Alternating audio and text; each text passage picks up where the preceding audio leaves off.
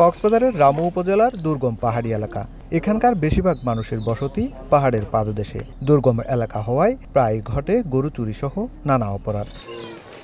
স্বজনরা জানায় বুধবার রাত 2টায় স্থানীয় শাহিন গ্রুপের লোকজন ঘুম থেকে ডেকে তুলেন রামুর গর্জনিয়ার বড়বিল এলাকার মোটরসাইকেল চালক আবুল কাশেমকে। তাকে সঙ্গে নিয়ে বের হন চুরি হওয়া গরু খুঁজতে।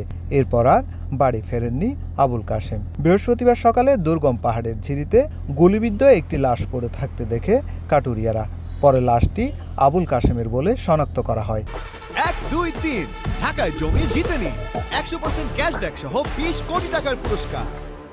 40 জন মতো মানুষ এসে ডেকে নিয়ে গেছে। ওরা গরু হারিয়ে গেছে বলছে, এরকম বলে ডেকে নিয়ে আর সকালে নারিমাছারা বলে যে এখানে আমার ভাইয়ের মরদেহ পাইছে। পুলিশের ধারণা এলাকায় আধিপত্য বিস্তারকে কেন্দ্র করে এই হত্যাকাণ্ড হয়েছে। এটি যারাই করে থাকুক না কেন আমরা অবশ্যই শনাক্ত করে গ্রেপ্তার করে বিজ্ঞ আদালতে সোপর্দ করব। শাহিন গ্রুপ সীমান্ত দিয়ে গরু পাচার করে থাকে। তাদের বিরুদ্ধে খুন, অপহরণ, গরু পাচার সহ একাধিক মামলা রয়েছে। সুজাউদ্দিন রুবেল, সময় সংবাদ, কক্সবাজার।